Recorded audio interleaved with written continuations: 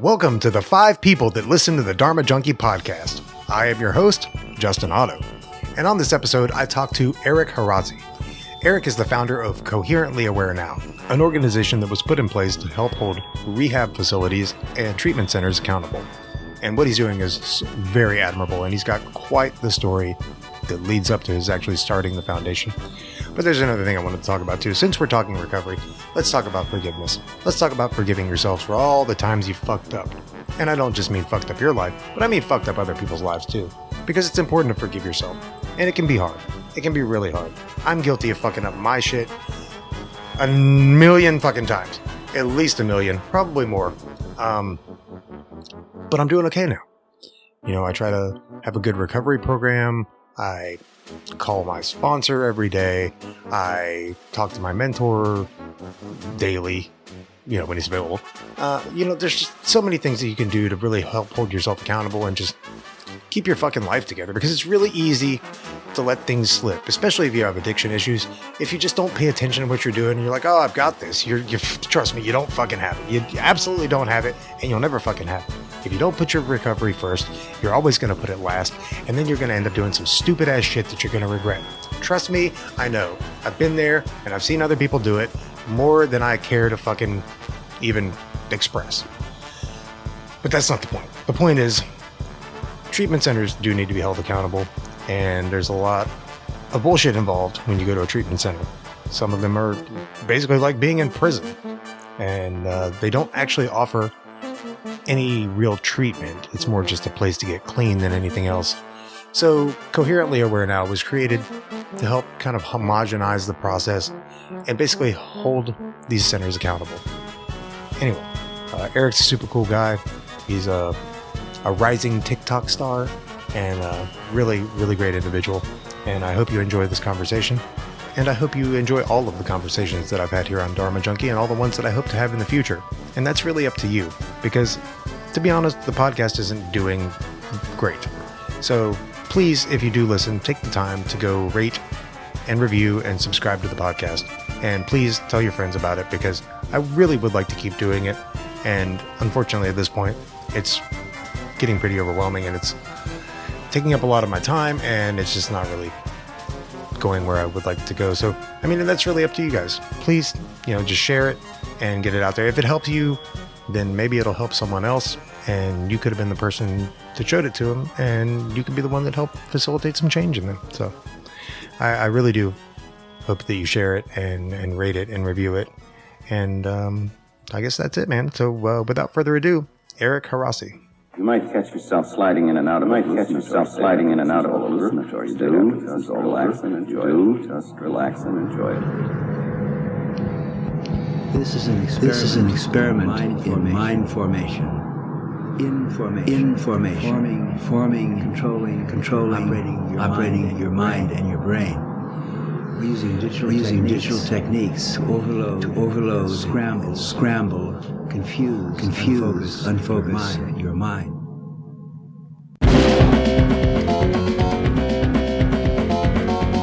The natural state of the brain is chaos.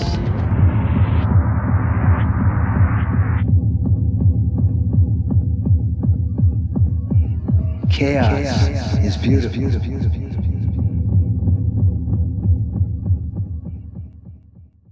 I'm doing pretty well. How about yourself? I'm doing well. Pretty good day so far? Yeah. Didn't really do much. That sounds like a good day to me. Any day you could just slow down and just relax a little bit and take a deep breath and go, ah. Yeah, I have to, after the class, I'll go give my mom her COVID test. She had COVID. She's doing well now. Let's do another one. I was like, okay, I'll throw it to you. Right. Yeah. My girlfriend and one of her kids actually just got over it not that long ago. Yeah. It's but at least she had the vaccine, because otherwise she'd most likely be in the hospital. Right. How old is she? 66, 67. Yeah, for sure. Definitely want to make sure she's vaccinated. That's that target area right there. And she has a lot of health issues. So yeah. For sure. Yeah. So it was just pretty much like the flu for her. So yeah. Well, that's good. I'm glad it worked out. Yeah. As well as it could have. Yeah. I like your background. Oh yeah, thanks, man. That's actually a piece of art by a guy named Sean Thornton. Beautiful. He had I believe he had, I can't remember if it was a tumor or an injury that was pressing on his pineal gland, and he just did all this crazy art. I can send you some links to some of his stuff. It's absolutely fascinating. That's beautiful. Yeah, it's great. It's that virtual background feature in Zoom. Take full advantage of that. I'm trying to get a print of it though. I want to get like an actual print of it. I'm so like technology illiterate. Like I want to make a shirt that says "Talk slow, I speak dial up." Because I'm so technical illiterate. I'm like, how does this work? I know how to get on Facebook. I can do TikToks, right, and that's about it. Yeah, I don't do the TikTok thing. Perhaps I should. Maybe I could garner some more listeners. I do. I'm a TikTok person. I have about 5,000 followers on there. So, yeah. Right on. So we talked a little bit like previously, just over Messenger and stuff about what exactly it is that you do. So you want to like give my guests a little bit of information about what it is that you actually do? What I do, so I started a nonprofit, Coherently Aware Now. What we do is we secure funds to help sexual assault survivors, people who deal with substance abuse, and who have dual diagnosis with mental health issues. And we try to get them into a treatment center, a good treatment center, and we become advocates with them while they're in the treatment center. So just to make sure that everything is good in the treatment center, that they're getting the therapy that they need, that they feel safe in there, that the food is good, that they have comfort that they need. And then we also help with the caseworker. We help them have an exit plan for when they leave, and we will try to help fund them with either an IOP, a halfway house, a therapist, maybe for 30 days after they leave, if they don't have the funds for that. We're the first in the United States to do this. There's no other nonprofit that does this. We just launched, so we're really brand new. So we're not fully functioning yet. We're still, we'll always be in the raising, getting funds process, but we do need a large capital to start helping people, and we're still in that process of doing that. What kind of ways are you looking for funding? Well, we did our first fundraiser, our first big fundraiser, just recently, about 3 or 4 weeks ago, and we raised $10,000 for our first big fundraiser, which blew my mind. Yeah, that's phenomenal. I come from a world of theater. That's my background. My background is theater. I was an actor for years, and then my trauma happened, and then I couldn't really go on stage anymore, and so I became stage management, and I had a very good career doing that. And so me starting this, there really wasn't any business background, but there was experience and passion. I come from I am all three of these things. Right. And I've been in 8 treatment centers, and I see what goes on in treatment centers, and I know how there is no funding for people, and I haven't had funding for myself, or I have had insurance, or I haven't had insurance, so I know the ins and outs of that. So we're still trying to figure out ways of getting money in. We're looking into grants, of course. And so we're trying to see how to get money in. It's hard. I'm not going to lie. It's hard. Oh yeah. This is bigger than I thought. This is harder than I thought it'd be. But I'm not going to stop because it's needed. It is drastically needed, man. And the fact that like you've actually taken the initiative to start what you have is absolutely fantastic, because it is so needed, man. There is no funding for people that are going into treatment for, whatever type of trauma that it might be, whether it be sexual abuse or whether it be addiction. I'm a recovering addict as well. So, I'm very, very well versed in that area. Like I've been to a couple of treatment centers myself. I haven't been to 8. Fortunately, I haven't been to 8 yet. I went to one, was, California sober for a couple of years, and then went back to another treatment center after I relapsed. And I've been solid since then, just kind of working a program and doing my thing. But yeah, the lack of funding is just so prevalent across the board in that area. And it seems like the only people that really the good treatment is available to are people with money, people that have good insurance and people that have the money to pay for treatment centers. It seems like people with money, they're afforded all the treatment that they need, but people that are, treatment that they don't need either. Right. Exactly. They're afforded so many different modalities as far as like treatment are concerned, but people with, from a lower socioeconomic background, they're pretty much just left out, hung out to dry, and they're kind of fucked, man. So like, it's super inspiring what you're doing, and I really, really appreciate it. Thank you. So on behalf of poor people everywhere. I want you. I with this nonprofit, I wanted to show that humans are not throwaways. Right. There's worth in everyone. Absolutely. And it's not political. It has nothing to do with what political party you are. It's about because this affects every political party. Yeah. That's the thing. Yeah, exactly. So I want to show that there's enough money to go around to help people. I was told once that trauma is trauma is trauma is trauma. No matter what trauma it is, right, it's there. Right. And there is so many ways that we can heal. And I'm proof of that. I mean, I've had multiple rapes, multiple suicide attempts, 2 nervous breakdowns. I've overdosed. I've had childhood trauma. My father died when I was 14. I didn't talk to my mom for 7 years. I've had a plethora of things. Yeah, for sure. And with the correct treatment and the correct therapy, I was able to come to terms with many things. I was very angry, and I was very I didn't want to, I just didn't want to be here. Right. I didn't want to be here. I didn't want to be me. I get that.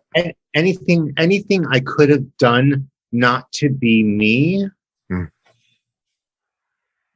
I wanted to do. Whether it was sex, it was drugs, it was hiding in my room crying. Like, I just didn't want to be this person. Right. And I had to learn how to deal with that on a different level and walk through that and be okay with who that person was and say, I can release all that stuff. Right. Yeah, there's a lot of deep acceptance that has to be reached when dealing with any kind of trauma, really. Especially when you're talking about like that self-judgment, it seems like you experienced a lot of that. And I know I still do, in certain areas of my life. I'm still my own biggest critic, and like, don't get me wrong. I still have shit. I still have a lot. Yeah, for sure. We never get over all of it, right? Dysmorphia. I have, and I'll tear myself down, but I have tools now because of therapy, because of healing, because of all that stuff, that I know how to get myself out of it instead of going deeper and deeper, deeper into it until I'm so deep where I have a needle in my arm or something like that. Until there's something so bad where I can't get, where I'm so stuck, Yeah. I'm so stuck in this tornado that I can't get out of it. Well, yeah. I mean, and you know as well as I do that like you can make a conscious decision to use those tools and do something about it, or you can wait and not do something about it. And then you're going to not be making any conscious decisions because you're going to be right back in the middle of your bullshit. You're going to end up with that needle in your arm. And at that point, your choices are over. You don't have a choice at that point. Yeah. This deciding to use goes out the fucking window. You do have a choice. No, I fully agree. I fully disagree. You do have a choice. You have a choice. Even in that moment, it's very hard to see. I mean, I'm talking about once you're. It's hard to see the choice, right? Yeah, but the choice is there. Right, the choice is 100% there. You just have to you have to sift through it, but the choice is there. So there's always a choice. Yeah. I mean, I would agree with that, and perhaps I phrased that a little poorly, but I think that. Once you make a decision to go pick up and use, especially like, cause I can only speak as an addict. I think once you make that decision, like your decision, you lose the ability to make wise decisions at that point. I think the further you go into your relapse or into your addiction, the further the choices are easier to see. That's where it is. The choices will always be there. Right. Just how further it gets from you. Yeah, for sure. That's what it is. But no, I always say that I think everyone needs to be in therapy. Everyone needs to be, but it's just not accessible to everyone. I agree. It's just not accessible to everyone. That's the problem here. That's what's going on. And I want to make it accessible to people. To get into treatment, it takes about, let's say, into a somewhat shitty treatment, it takes about $30,000 to get into there. If you have insurance, sometimes they'll cover it fully. Sometimes you'll have to pay a little bit, maybe $5,000, right, maybe $2,000, and then every 2 weeks, if you have insurance, every 2 weeks.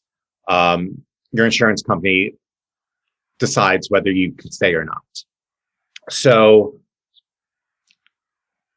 they'll look and you get there, you're detoxing the first week and you like, I don't even want to deal with anyone that first week. Like, I don't even know where I am actually. Right. The second week you're kind of just still getting acclimated to where you are, and you get into your room, you meet your therapist, and by the end of the second week, you start talking to your therapist. You start diving into your stuff. The third week, you start really talking about your shit, and that's when you hear from your insurance company. And then either they say, okay, well, we'll let you stay there a little bit longer, or they say, we can't cover you anymore. Yeah. So now you're like, well, what do I do? So either this person who has trauma like no other, who could be suicidal, who could be on the verge of another relapse, who doesn't have a place to live, who has no family, who has no, like, it could be going out into nowhere, has to leave now. Right. And now you're sending them out there. So what we want to do is, as a nonprofit, we want that treatment center to be able to call us and say, listen, we have someone here who really needs to stay here. Is there any way that you guys can help us fund them? And so that's how we want to help people with insurance. And without insurance, we want to, if you don't have insurance, we want to, if it's a family member who's going to call us, or an individual who's going to call us, or even a treatment center saying, listen, we have someone here who doesn't have insurance. We have a family member who doesn't have insurance. And can you help us cover the full amount? And that's what we want to do. We want to change the face of treatment centers. That's what we want to do. So, and because we want to make therapy accessible to everyone. We want to make healing accessible to everyone. Yeah, I think, man, I think it's so important that treatment and, therapy is accessible to everyone, because, like we were talking about, I think everybody needs it. Yeah. I don't think everybody realizes they need it, but for sure everybody needs it. And if you say you don't need it, you need it even more. Yeah, absolutely. 'Cause 100%. yeah, Yeah. If you think you're okay, you're definitely not okay. you're even more delusional than everyone else. Absolutely.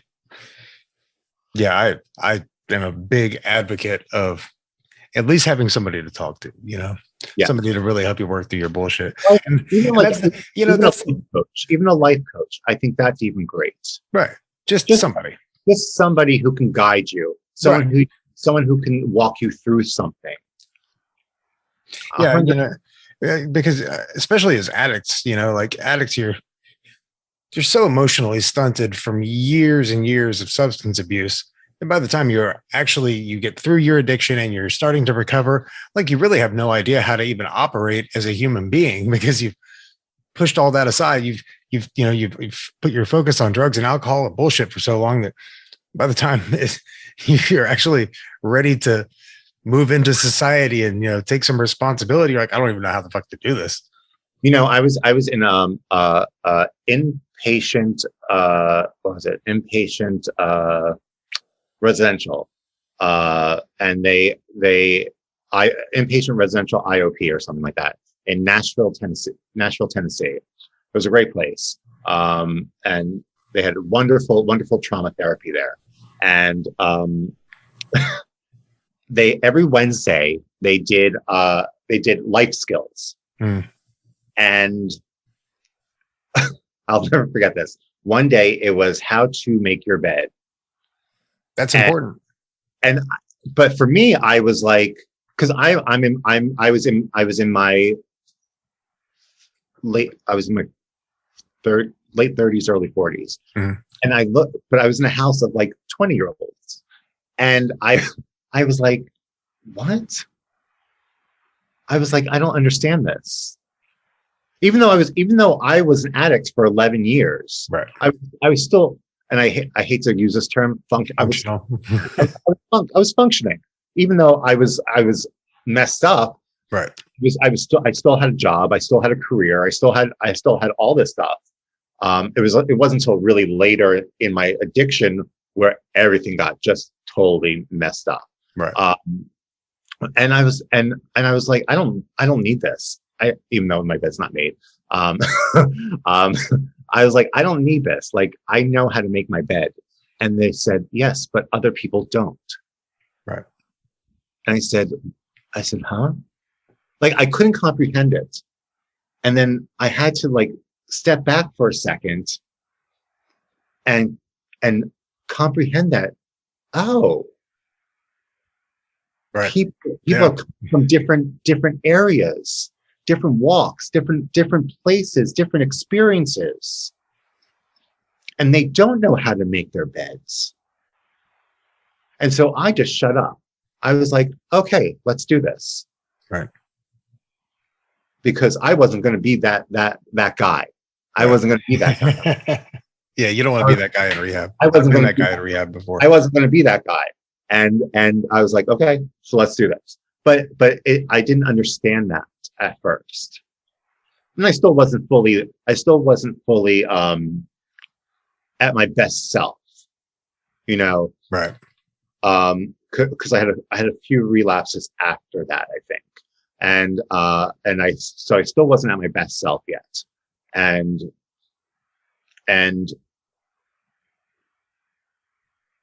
so, yeah, so it took me by surprise when they were like, oh, they don't know how to balance checkbooks. They don't know how to, and I didn't understand that people, right, that people have to figure out how to come back into society, into the world. Right. Because I was doing it side by side.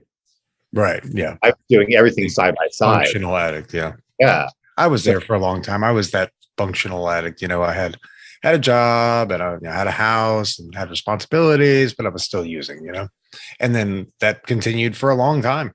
The majority of my life, I was in one way or another a functional addict, from the time I was a teenager until I was about say mid-30s, and then like early 30s, mid-30s, that's when things started to really kind of fall apart, Yeah. And once they fell apart, it was like, all right, now I have to, like, I had all the skills, I knew what to do, I just wasn't fucking doing it, Because at some point it will fall apart.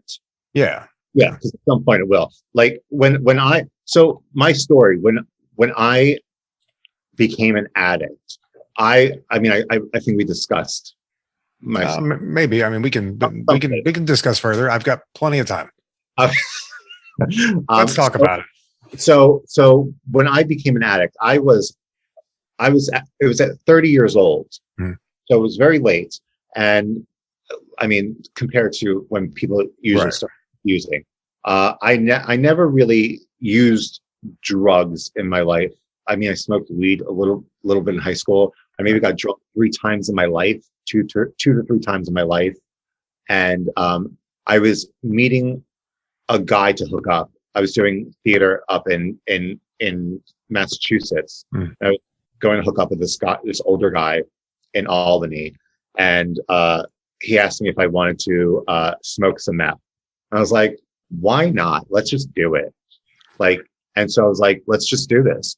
And he got me so high that he shot me up with meth and then raped me. And then that was my first trauma, where I was raped and then put into a basement for 8 hours and transported to another house and sexually assaulted by a few other people. And what a terrifying fucking experience, man. But it wasn't. It wasn't. So this is the thing. I didn't know it was a sexual assault. I was just having a grand old time. Right. Because I was high. So to me, it wasn't anything bad. Right. I didn't realize it was a sexual assault until maybe 5-6 years later, when I went to a trauma treatment center. And they broke it down for me and told me that this was all pre-planned. And I had to realize that this was a premeditated sexual assault. Wow. To me, it was just some people getting high and having sex. Right. But I was such a, when you use IV drugs, it's a different creature than when you use a drug differently. Absolutely. And I call it bloodlust. It becomes part of you. And I was an addict instantly. Right. I wanted to get high right away again. And I became an addict for 11, 12 years after that. Right. And so my addiction was to meth IV for that many years. And so I had a lot of traumas after that. I had 4 major traumas after that. And maybe, I had a lot of little ones in between. Altogether, with my therapy, we probably came across that I was probably sexually assaulted about 50 times. With and without my consent. And I say this, and let me make this clear why I say it like that. I go there with a plan of what I want to happen. Right. And then I get high, and then everything's out of my control. Right. I have no control anymore. So even though I'm saying yes, and I want to make this clear to anyone who's listening, even though people say yes, when their mind is not there, that is still a sexual assault. Right. And that needs to be known. Absolutely. 100%. Yeah. If you're not completely aware and thinking clearly. Yes. No matter what the mouth is saying. Right. It's still a sexual assault, and it's still not okay. Right. And so that's why there's probably at least 50 sexual assaults altogether. Yeah. And so so I had that going on. And then I went to so many treatment centers and I worked on a lot of stuff. Mm. And I worked on my trauma so much. And I really, really did a lot of stuff on it. And I'm not gonna say I got over it, because I still, because that's hard to say. Yeah. I didn't get over it, but I got through it. I walked through it. But when I did that and I still kept relapsing, I didn't have anything left. I was very addicted to my trauma. Okay. Not just the drugs. I was addicted to my trauma. So when I didn't have the trauma there anymore and I was relapsing, Right. I didn't have the trauma. I didn't know what to do anymore. Right.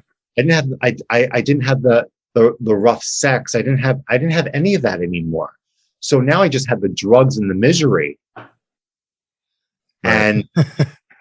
And that's not fun. No. If you know, you know, that's not fun.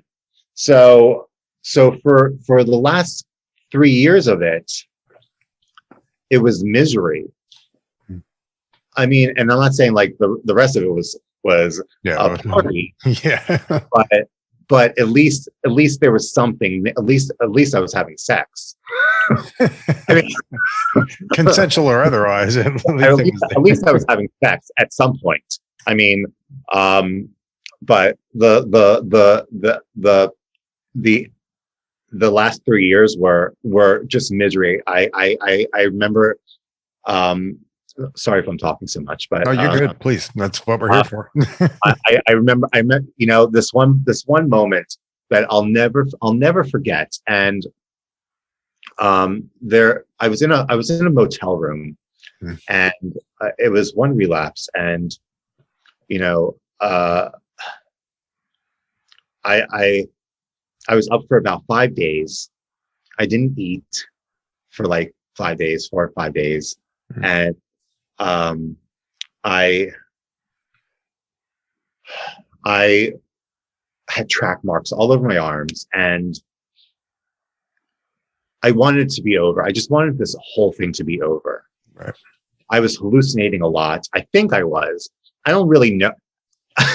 I really don't know what was real, what was fake, what was, because in the meth life, you just don't know anymore. You don't know what was paranoia, what was hallucinating, what was real. You just don't know. So I think I hallucinated it, but I'm not sure if I did.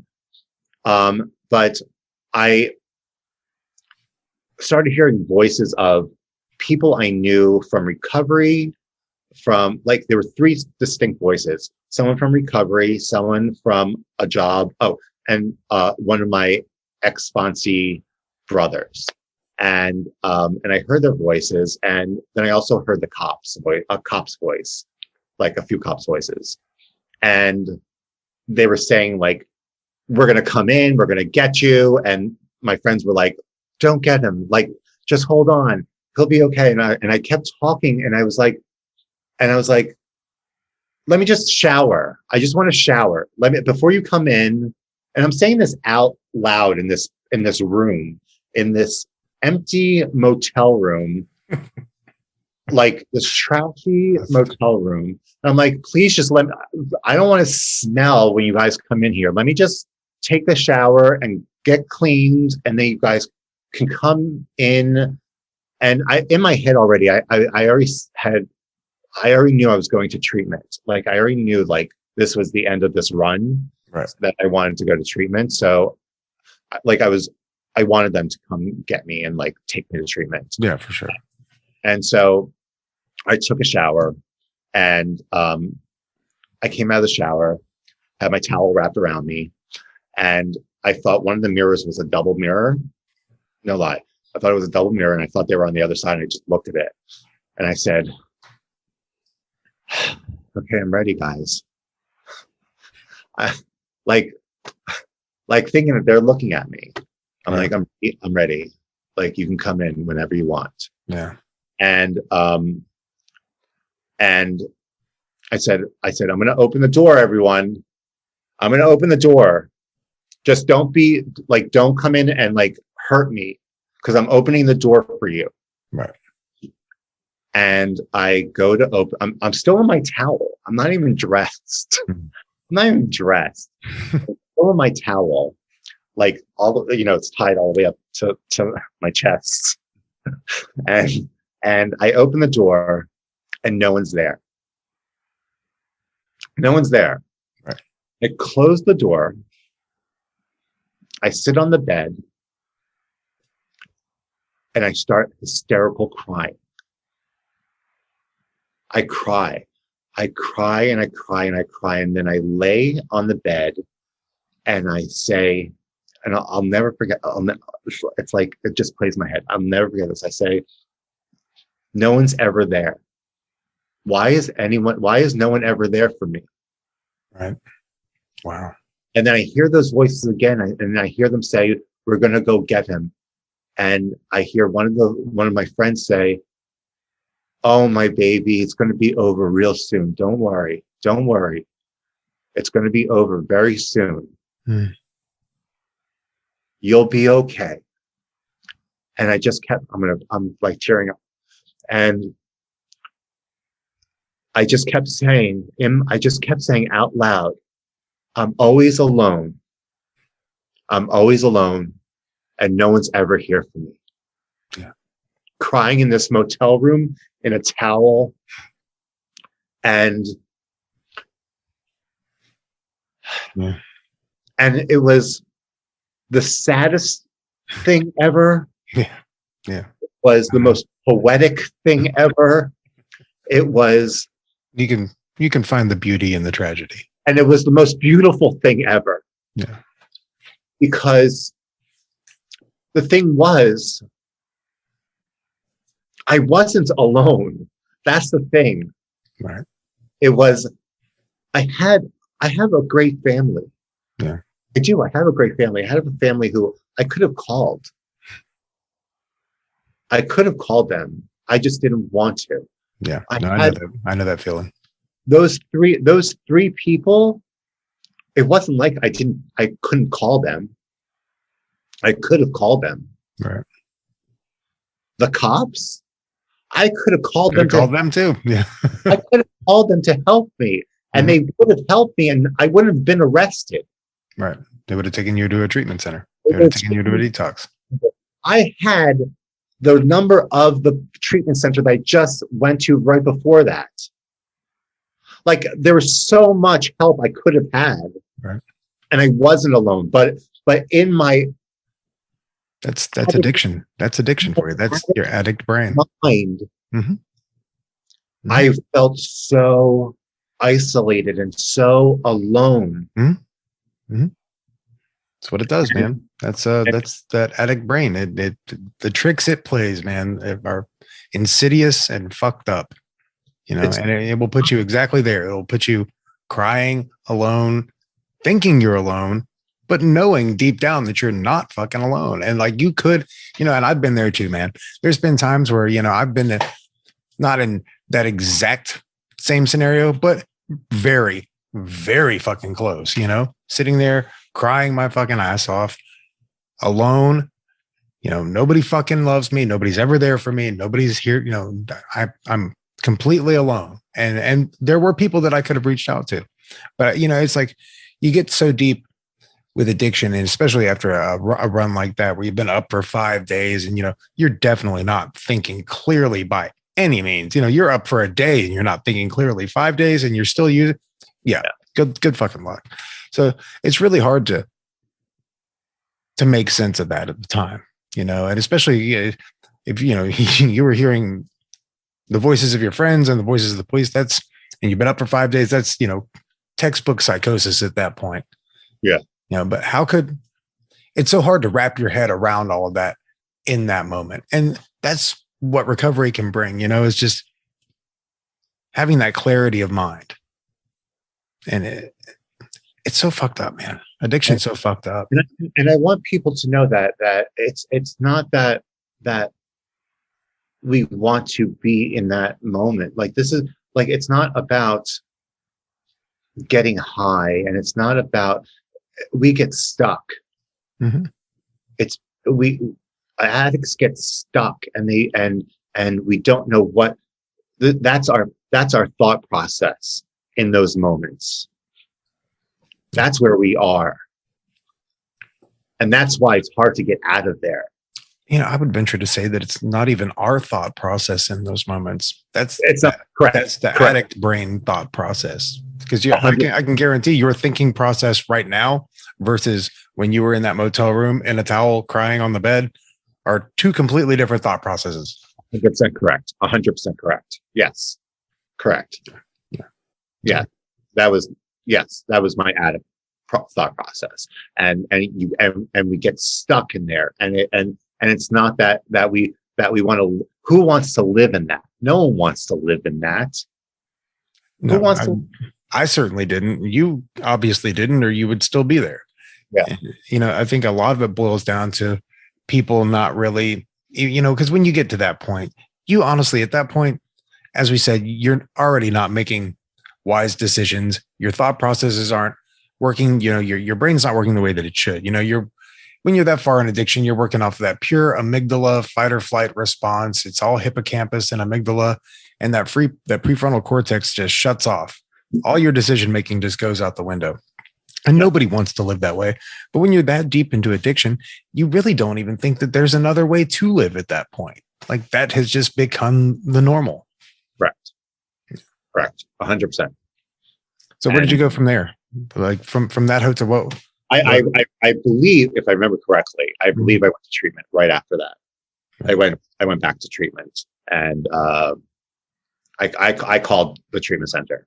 Right. And I said, I need to, it was the same one I went to, I think it was the same one I went to, the first trauma treatment I went to. I went back to them again. And I said, I need help again. And they said, sure, come on up. When do you think you're coming? I said, I can be there tomorrow. I said, because I haven't slept. And I said, and so they were like, okay, come tomorrow. And so I got high again. Of course. And they said, hey, it's tomorrow. Are you coming up? I said, sure. Let me go to Orlando first. This was in West Palm Beach, Florida, where I live. And I said, sure, let me go to Orlando first, and then I'll be there. It took me about 2 or 3 more days to get there. But I finally got there. I finally got there. And I made it. And that's all that matters. I made it. Absolutely. I've been watching on Vice a little bit. They've been doing some stories about how fucking hard it is to even just get into a treatment facility in South Florida right now. Well, I have issues with treatment centers down here, but feel free to expound. Get it out, man. let's have it out, man. Let's talk about it. I think there's a difference between a rehab and a treatment center. Oh, for sure. And a lot of places down here are rehabs. Yeah. Kind of a turn and burn fucking. Yeah. Move one in, move one out, move one in, move one out. Yeah. Most of them are almost just detox facilities, and they don't actually give any actual treatment. The urine thing, and let's get the insurance money. Let's do all that. Right. I believe that there needs to be more trauma rehab, trauma treatments that deal with trauma, mental health, and addiction, because all of those need to be dealt with at once. Absolutely. You cannot just deal with one thing and forget the rest. 100%. Because where there's one, there's something else. Oh, for sure. Yeah. Addiction doesn't come out of nowhere. Yeah. There's always trauma. There's generally always trauma involved in some way. And at least in my experience. Yeah. So, and they're not mutually exclusive either. And I don't think the treatment center or the rehabs down here are equipped for that. Right. Yeah, I would agree with that. With that. Yeah, they're more focused on just getting you off of the drug and not why you started using the drug in the first place. Like why? What about your life is so unacceptable that you want to change your reality like that. Correct. They're about, let's get as many people as we can into this detox, into this rehab, and let's get them out. Let's just get them sober, and then they're back out on these streets. Right. And that's an issue that I have with this. I agree 100% with that. Yeah, that's a huge fucking issue. If you fight them on that, you're the crazy one. Yeah, you're a troublemaker. You're the troublemaker. You're the crazy one, and then you're out. Right. So, been there before. So I have issues with that, and I want to regulate these places. This is what I want to do. We're gonna with our nonprofit, we want to have someone go into these treatment places, once a week to make sure everything is okay. Right. So I want to kind of do it like, you know how in California they do they score the restaurants, or they have like a sticker saying that this is a good restaurant. Right. I want not to be accredited by us, because any treatment center can be accredited and then be forgotten about. Yeah, for sure. I want to have treatment centers be like a stamp of approval by Coherently Aware Now, right, that this is a safe place for clients. That is my future goal of Coherently Aware Now. Yeah, that's awesome. Yeah, that would almost operate like a health inspector operates for restaurants, just coming and making sure everything's up to par, making sure that the treatment modalities are in line with, current knowledge. Yeah. And that they're actually doing their fucking job. Let's be realistic, that they're actually doing their job. They're not just trying to make money. No one is regulating these places. They might say that they're being regulated, but they're not. Insurance companies definitely aren't. They're not doing anything. No one's regulating anything. I was attacked by a nurse at one of these places in a very good treatment center in Arizona. Oh, wow. Like this is one of the best. Like this is a very good one. 28 Days by the one Sandra Bullock did. Yeah. She went there to like study the place, to do a movie. And it's funny. I actually watched that movie at the last treatment center I was in. And they got everything wrong with me. Everything wrong. They put me in horrible groups for my sexual assault. They just lied to me a lot. They put me on medications that I didn't need. And then on my way out, one of the nurses attacked me and physically assaulted me. And that's fucking crazy. And because I was leaving, she threw my luggage out the door. Wow.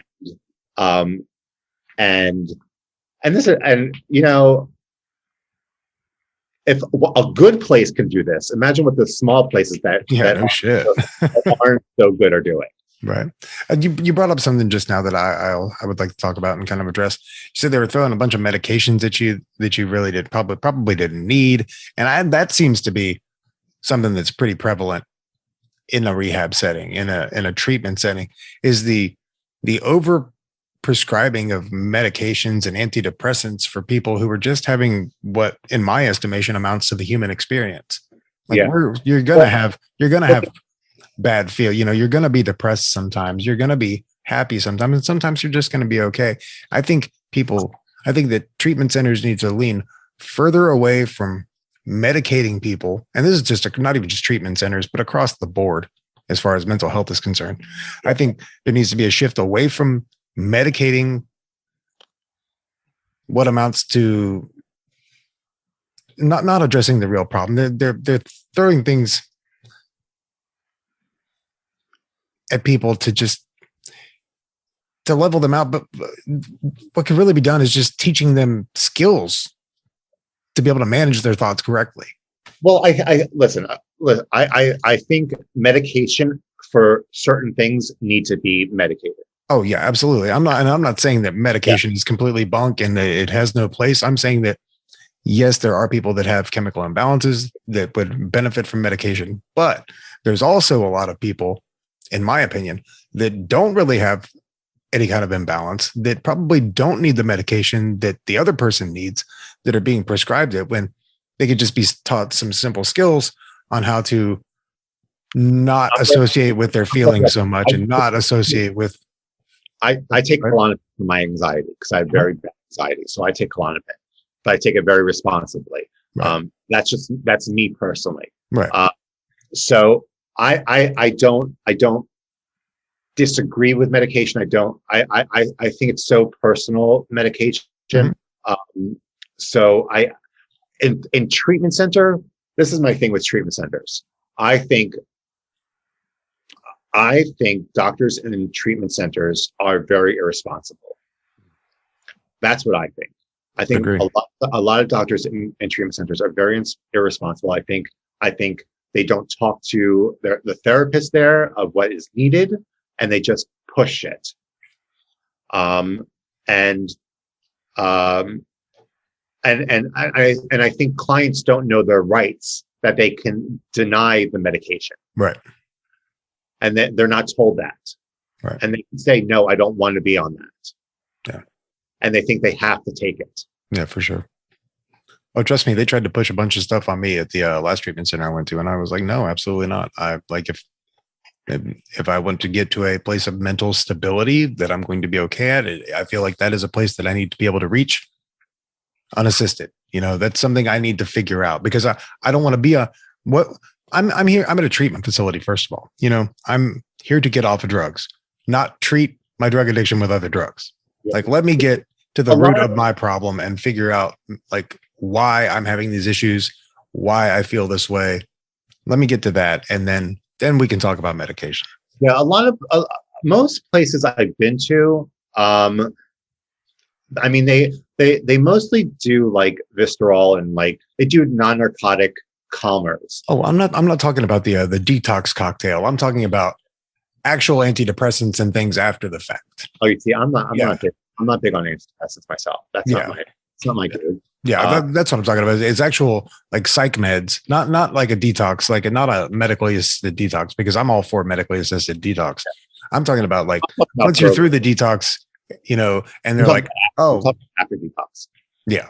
After detox, post detox, they're like, oh, well, you seem like you're suffering from depression. Here, take this. No, let's figure out why I'm depressed. Let's solve the cause of that. Let's not put a Band-Aid on a gunshot wound. No, I'm not a doctor, so I'm not either, obviously. I can't really get into that, but I just know for meth, your serotonin, you stop building your own serotonin, so you do need help building serotonin.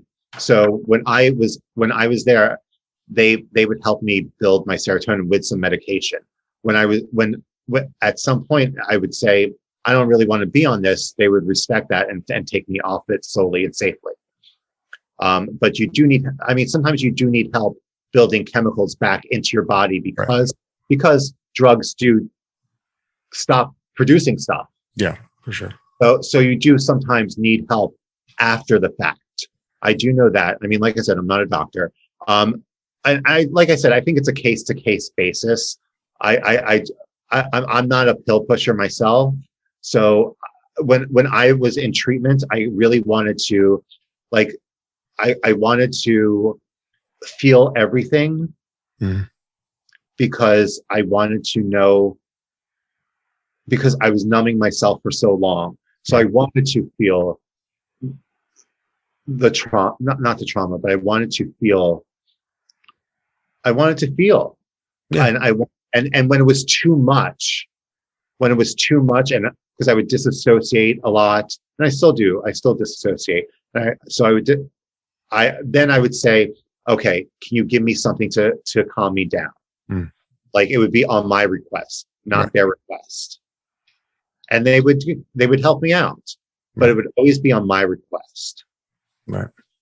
Yeah, I think my point with that, and like I said, I'm only speaking for me personally, was pretty much exactly what you're saying. I wanted to be able to feel. I wanted to feel all the things. I wanted to feel the entire range of human emotion, and I wanted to get to a place where I could learn to deal with those emotions in a healthy way, without the assistance of a substance, whether it be prescribed, whether it be illicit, or not.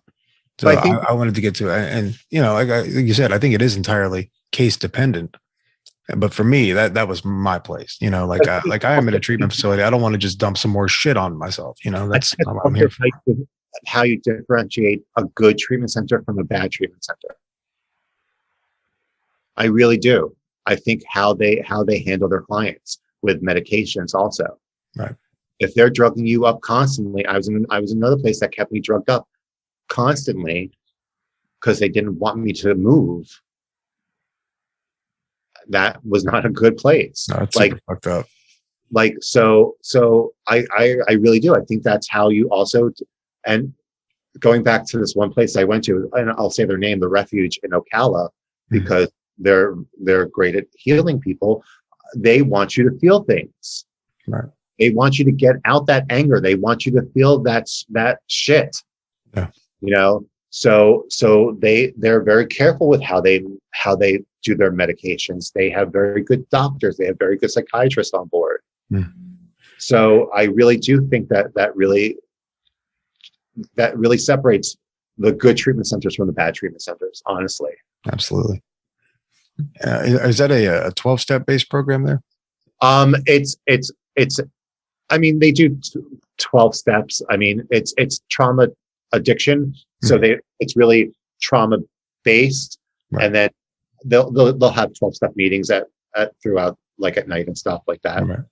I'm not in the program. So, my recovery is therapy. And I do have sober friends but I am not in the 12-step program. I did that for many years, and it is not my way of going through recovery. Right. I just found it not suitable for me. Yeah. And I mean, some people do. I the first rehab I went to was a holistic rehab treatment center. It was not 12-step based at all. There was no 12-step meetings whatsoever. And that worked for me for a while. And then until it didn't. And when I relapsed, I went to a 12-step treatment facility, which I actually ended up leaving early because of, one other issue I'd like to talk about. This brings this up. Treatment centers, there's no vetting, and everybody needs help. So and at least my experience this last time, you end up in a treatment facility with, some people that are less than savory individuals. Because anytime you're looking at an addiction treatment center, you're looking at mental health as well. People aren't in there because they're mentally healthy. Let's be realistic. Yeah. So you end up with at times violent people, who are just out to hurt other people that, may have just gotten out of prison for hurting other people. And it's like, okay, this is no longer a safe environment. Like, how is this conducive to healing and to recovery when you have to look over your shoulder every fucking step of the way? I think then that's a big issue that I've noticed with treatment centers as well. Is like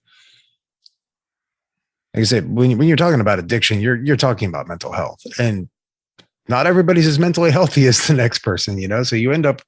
I think we're all crazy. So yeah, exactly. Well, in our own way, for sure. Everybody's got their own proclivities, but yeah, you end up in a center that it may not be the safest place, and you go to the staff about certain issues that are happening, and they just don't give a shit. Like you said, they're just there to collect the money, and that's it. Yeah. That's because they're not regulated.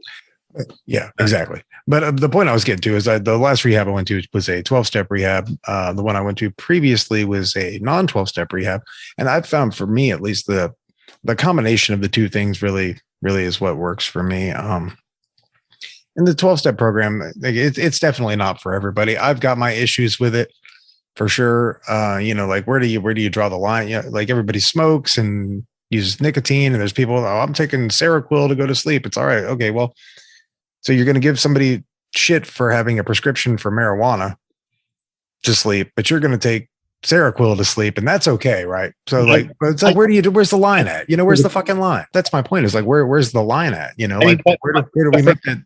Yeah, that's for me. If it works for anyone else, that's amazing. Yeah, and like I said, I'm not going to knock the 12-step program, because the 12-step program has been good to me. I've met some great people. I've gotten a lot of great opportunities from being involved in the rooms and just the community involved, which I think that's really what it boils down to. I think the 12-step program works because of the community itself.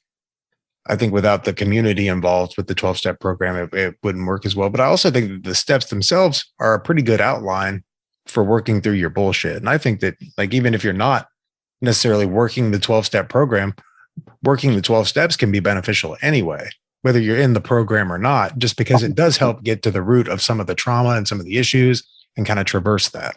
The friendship is great. The Right. friendship is great. The fellowship is amazing. Right. That is amazing. Yeah. But the healing part, the therapy part, I Right. don't approve of myself. No, I agree with that. I would agree with that. I also think that's kind of subjective too, because I think that someone with a week sober can help someone with a day sober, because, just maybe not in a therapy set, obviously not therapeutically, but I think that just, like we were talking about, the fellowship can be, sometimes all you need is just somebody to fucking talk to. You don't need advice. You don't need anything else. You just need someone to just dump some shit on and be like, oh man, this is going on. And they're going to be like, it's going to be okay. I know, but it could be very toxic. It just could be very toxic. I mean, And I think relationships with therapists can be very toxic as well. I think any relationship has the potential to be toxic. that's true. That's true. I mean, I've had some particularly fucking shitty therapists. I've also had some really phenomenal ones, so who could say? But I think I just got lucky with my therapist, I guess. I just got super sounds lucky. like it. I just got super lucky with my therapist. So you said you're in West Palm? I'm near close to West Palm, like 10 minutes from West Palm Beach. Oh, right on. One of my favorite restaurants in the world is in West Palm Beach, man. Havana. It's like my favorite Cuban food ever. Okay. Yeah. I love the little walk-up window, man. I love it. It's so good. Where are you located? I'm in Pensacola. Oh, okay. Okay, great. Yeah, right here in the Panhandle, basically Lower Alabama. Close to the beach, though, so it's nice. Okay. But yeah. I think, like I said, I think any relationship, whether it be with a therapist or a sponsor or anything, can be toxic. And I think it's up to you to really decide whether it's toxic or not. And I think it takes a lot of experience and knowledge of yourself to be able to identify that. Yeah. I think you don't. A lot of times people put up with a lot of toxic behaviors and they don't even know they're doing it. It's very hard for people in early recovery to recognize that. Yeah, absolutely. I mean, I wouldn't be a person. It took me a long time to recognize what toxicity is. I can't even say the word. Right. Well, the other thing is too, like, how can I put that? I'm trying to figure out a good way to phrase this. I just think One of them. What's that? I think it needs to be updated. Yeah, for sure. I think so too. Yeah, I mean, let's take a look at it. First of all, the book was written. We'll say, NA was modeled after AA. And AA was started by Bill Wilson in the 40s. Yeah. And then and this is one of the things that I look at within the hypocrisy of the NA system, and not even just hypocrisy, but just. Are you NA or AA? I go to NA. NA, okay. Yeah, I'm a recovering heroin addict. Okay. But if you go back and really look at the history of AA, Bill Wilson was a huge proponent of LSD as a modality to achieve the spiritual awakening. And that they seem to leave that out all the fucking books. It's like, no, just everything across the board is bad. It's like, I don't know about that. See, I didn't even know that. When like an addict, because I did AA for like anytime I was in the rooms, and like if there's a drug addict in the rooms and they're like, oh, this is AA, like it's just like, just someone's asking for help, like just help them, like stop. It's the same fucking thing. Just stop. Someone's asking for help, like it doesn't matter what room this is. It's a room, right? Like open your arms, help them. That's it. It's the same across the board. The NA was modeled after AA. CA was modeled after NA. Sex Addicts Anonymous was modeled after those, 12-step they're all the same. They're all CMA, all that. Yeah, they all have the same model. So they're all trying to reach the same goal. It's like, well, who gives a fuck what room it is? Like, they're here. They're obviously looking for help. Don't be a fucking dick. Like, it's that simple. Just don't be a fucking asshole. And another thing that really bothers me about the 12-step programs, especially the rooms of NA, and this is just, like I said, this is my own personal experience. This is not going against anybody else's experience, because I only have my lived experience. But there's like the idea that relapse is not a part of, I know so many people that have relapsed and then done phenomenal. They're on out, that have gotten clean, relapsed, and then just done really well. Like, and basically in NA, it's like, if you relapse, you're fucked. It's like, oh, you relapsed, you got to start completely over. It's like, no. Like, I didn't lose any of the knowledge that I gained in recovery. That's the thing. Like everything, like every time I was in the rooms, every time I relapsed, I was like, fuck. Right. Walk of shame. But like it's like just stayed inside of me. And I was like, right. Well, this sucks. Right. Yeah. That guilt feeling, like, oh, fuck that. Program. Yeah. Fuck all that. Like, because in my experience, recovery is not linear. It sometimes it is. Sometimes people just nail it the first time, but from what I've seen, that is not generally the case. Like, most of the time people relapse a handful of times before they get sober and, clean for the duration. Yeah. I mean, and I've seen it several times. I've seen it with myself. I've seen it with others. And, I'm doing very well now. I'm not doing as well as I would like, but I'm doing much better than I was. I'm doing better than I was when I was in recovery, quote unquote, the first time, and it really took for me that relapse to put things into perspective and to kind of refocus my efforts on my recovery. I think I had gotten very complacent with my recovery and just the work that I was doing on myself, and thought that I was at a good point, that I could just take on a bunch of other responsibilities and not put so much attention into, whether it be meditation or going to the rooms or whatever fucking modalities, I was using, or whoever uses. I think that my relapse was the kind of the linchpin in my recovery. I think that without it, my recovery wouldn't be as strong as it is today. Okay. So real talk. So I think, and no, I know a lot of my a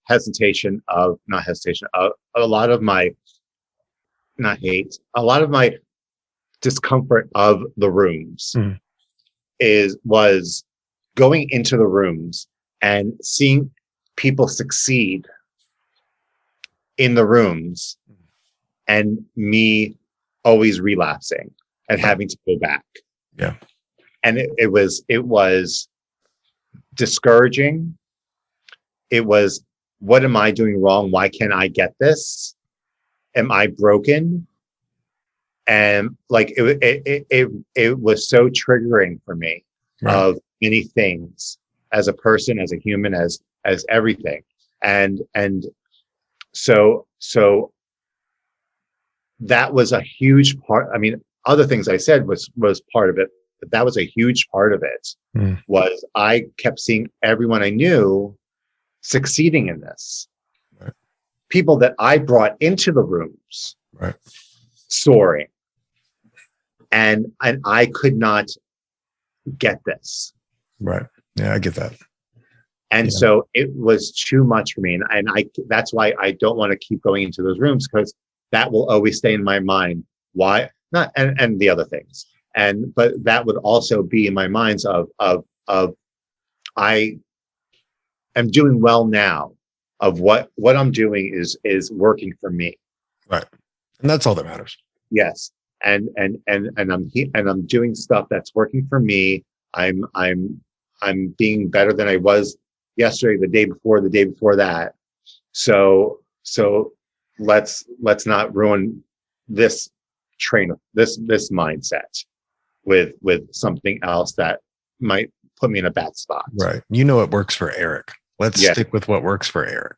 Yeah, exactly. And that's so important is, like everybody should work their own fucking program, figure out what works for you and do that. Like just because there's a model of quote unquote, the way it's supposed to be done doesn't mean that that's the way you have to do it. I mean, it's just like anything else in life. We were fed this idea of the American dream. Well, you get married and you have 2.3 children and you get the white picket fence and the perfect job. And it's like, that's a great model. And I guess it works for some people, but it doesn't work for everybody. And we're starting to see, especially with my generation and the younger generations, like that model is kind of broken. Yeah. And I didn't realize that this was recovery until someone told me that this was recovery. I thought recovery was the rooms. And then someone said to me, well, are you sober? Are you moving your feet? Are you doing therapy? Are you healing? Are you changing your mindset? And I said, yes. They said, well, you're in recovery. Like there's no one way of recovering. Exactly. And that made me think of everything totally different of what recovery was. Yep. Because I was so ashamed that I would never say I was in recovery because I always thought recovery was that one thing. Right. Yeah. And that's another thing that I kind of take umbrance with the rooms is that is their mindset that if you're not doing that, if you're not working the 12-step program of NA or AA, that you are not in recovery. And it's like, no, that's bullshit. It's bullshit. And until that person said that to me, I was like, oh, I am in recovery. Okay. That changed. It literally changed my whole mindset of what recovery actually is, the definition of or the lack of what a definition is of what recovery is, because there is no definition of it. If I had to put a definition on it, and this would be just my own personal definition, it would be recovering the person that you were before the trauma, before the drugs. But getting back to that, just who you are as a fucking person before, because we were all just born completely innocent. We were just babies. And then through causes and conditions, we all got a little fucked up along the way. So like, who were we before we got fucked up along the way? I don't think that person is so gone. I don't even think that person will ever come back. It's the new person you're recreating this new person. And you have to be okay with that. You have to be okay with letting that person go. Yeah. That's also, I think that's part of it. You have to be okay with letting that person go. That because do you really want that person back? Do you remember that person? Right. Because that person is the person who led you into this path. Honestly. I don't know if I really want that person to come back here.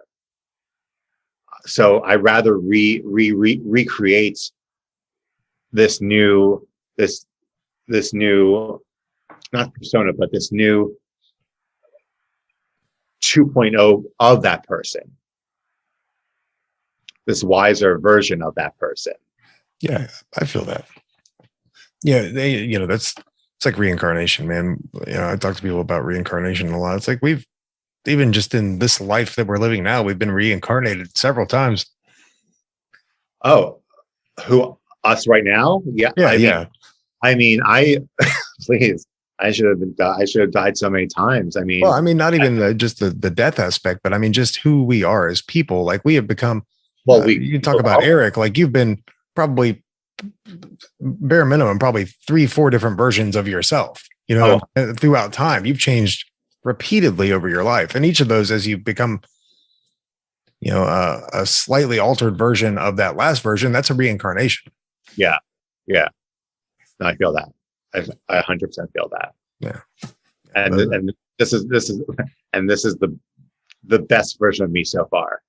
Yeah. And the next one will be even better. Right. That's the hope. Yeah. And I appreciate this version so much. Yeah. Like I do.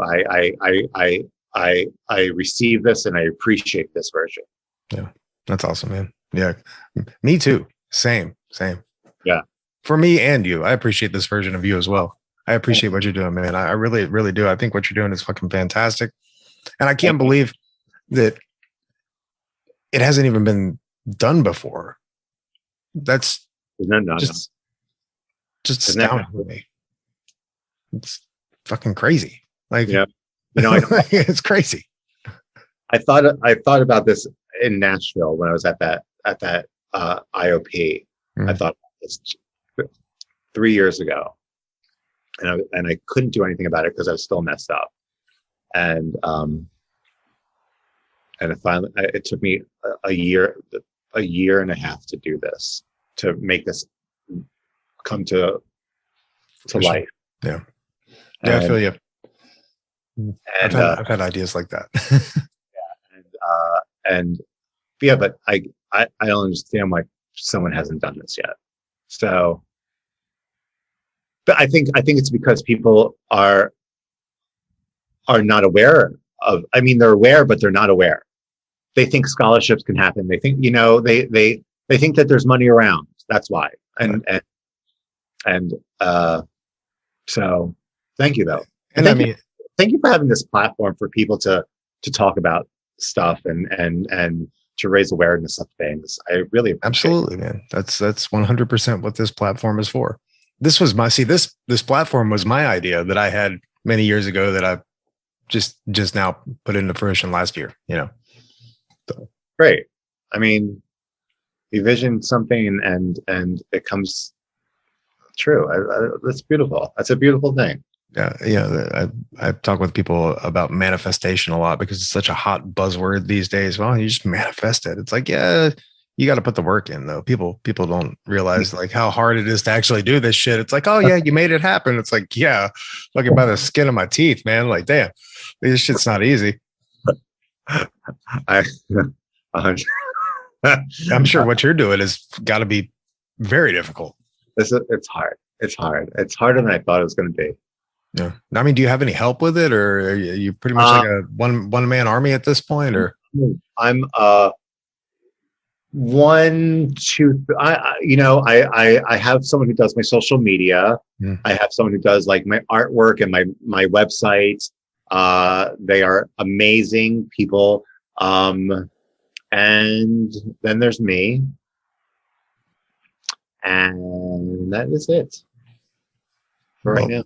Well, you guys are doing a fantastic job, and I will do everything I can to help spread the word about it. You want to just go ahead and tell everybody again what the name of your foundation is called, and how they can get in touch with you?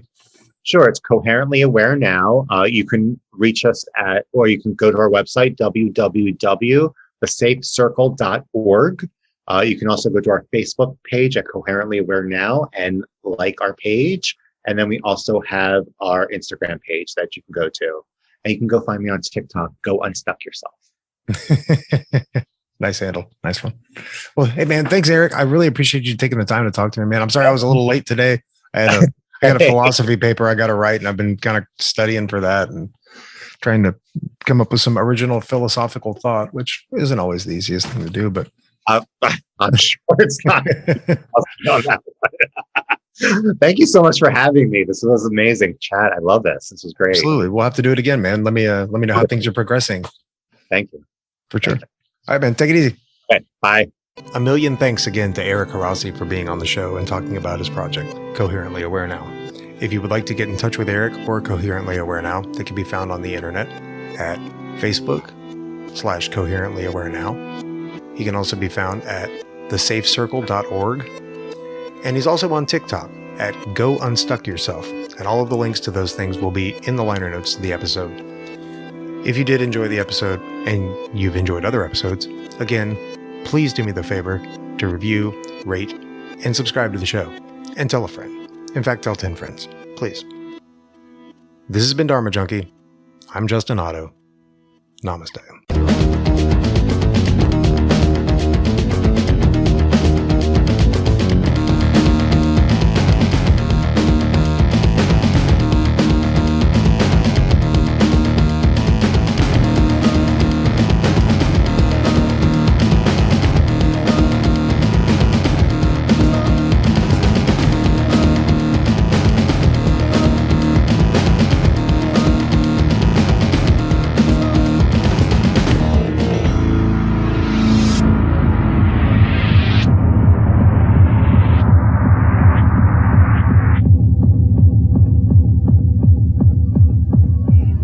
Chaos is beautiful.